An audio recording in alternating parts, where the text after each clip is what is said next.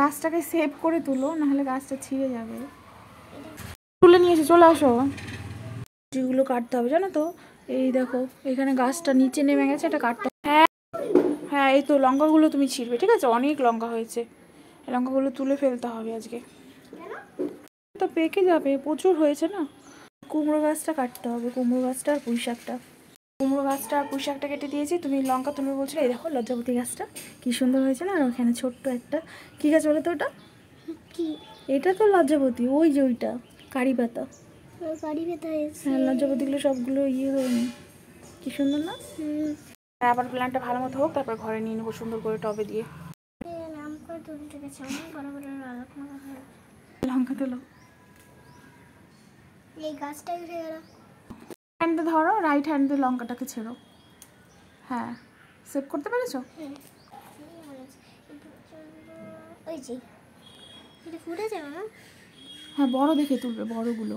তুমি আগে লেফট হ্যান্ডে ধরো গাছটা, আর রাইট হ্যান্ডের লঙ্কাটাকে তোলো, তাহলে দেখবে গাছটা ছিঁড়বে না।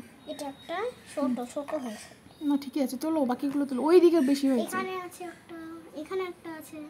হ্যাঁ তোলো।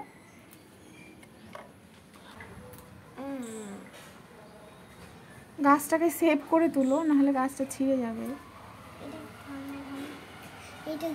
অনেকগুলো তুলেছো দেখি, এটা অনেক বড় আছে। লেফট হ্যান্ডে ধরো,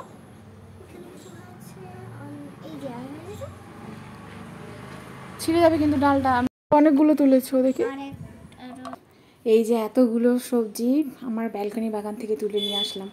পেখম লঙ্কাগুলো তুলেছে, আমিও কয়েকটা তুললাম, আরও প্রচুর লঙ্কা হয়ে আছে। তো আজকের জন্য এতটা লঙ্কা লাগবে না, এখানে লঙ্কা 2-3 দিন হয়ে যাবে। এতগুলো লঙ্কা আমার 2-3 দিন চলে যাবে। আর এই হচ্ছে কুমড়ো শাক, আর এইটা হচ্ছে পুঁই শাক। তো এত সুন্দর ফ্রেশ আমাদের ব্যালকনি থেকে সবজি তুলে নিয়ে আসলাম, এবার এগুলো রান্না করব। কত সুন্দর অর্গানিক শাক তৈরি করা যায় ব্যালকনিতে, কিছু খরচা হয় না, অল্প খরচাতে, মানে খরচাই হয় না, এমনি এমনিই হয়ে যাচ্ছে এগুলো। আমরা অনেক সবজি খেয়েছি, আর এরপরেও এতগুলো খাচ্ছি, আরও হচ্ছে। লঙ্কা তো প্রচুর ধরেছে, আর পুঁই শাকও রয়েছে, কুমড়ো শাকও রয়েছে আরও। এখানে 3 রকমের লঙ্কা আছে, একটা কালো কালো লঙ্কা, আর একটা এই যে এরকম বড় বড়, আর একটা ছোট ছোট। তো 3 রকমের লঙ্কা হয়েছে।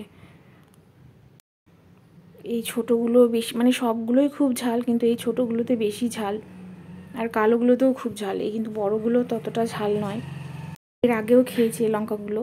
আর শাকটার তো কোনো কথা নাই, বাজারের শাকের থেকে তো 1000 গুণ বেটার। বাজারে তো যত শাক সবজি আছে সব সার দিয়ে তৈরি করে, এটা তো একদম সার ছাড়া অর্গ্যানিক, পুরো একদম অর্গ্যানিক ভেজিটেবলস।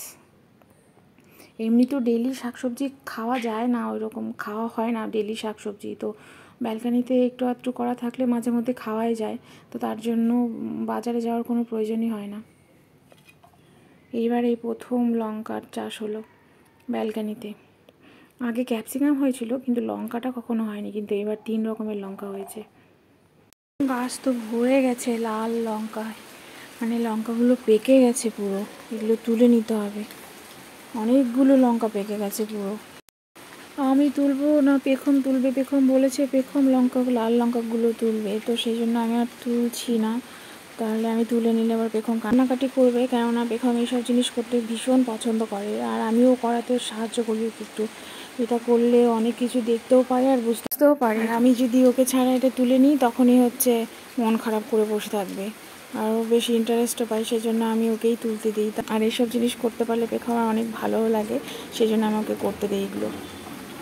তো বৃষ্টি হচ্ছে, যার জন্য গাছগুলো এইদিকে এনে রেখেছি। পেখমের জন্য স্পেশালি এই লজ্জাপতি গাছটা আনা, ভীষণ মজা পায় ও লজ্জাপতির পাতাটা এরকম করতে, পেখম ভীষণ মজা পায়। আমারই এত ভালো লাগে, তো পেখম তো আরও বেশি ইন্টারেস্ট পায়, যে গাছে টাচ করলে এটা এরকম হয়ে যায়। কখনো আগে দেখেনি, তো আমি এই গাছটা বাড়িতে আনার পরে এই জিনিসটাও দেখতে পেয়েছি, যে গাছে এরকম টাচ করলে গাছের পাতাগুলো এরকম হয়ে যায়। তো ওর জন্য আমি চেষ্টা করি অনেক ধরনের গাছ বাড়িতে এনে রাখার, পেখমকে দেখানোর জন্য। একটা অন্য টপিক ট্রান্সফার করতে হবে, আমি শুধু রুটটাকে বসানোর জন্য এটাতে দিয়েছি, কিন্তু এটা অন্য জায়গায় ট্রান্সফার করতে হবে, তাহলে আরও ভালো হবে। এসব জিনিস বাচ্চারা ভীষণ ইন্টারেস্ট পায়, তো সেই জন্য আমি এইসব গাছ খোঁজ করি, যে পেখম যাতে একটু ইন্টারেস্ট পায়। বাড়িতে তো একাই থাকে, তো এইসব জিনিস থাকলে ভালো লাগে। পেখম এখন পড়াশোনা করছে, সে বলছে যে সে লাল লঙ্কা তুলবে, তাই জন্য আমি আর তুলছি না, থাক ও পরে এসে তুলবে, থাক।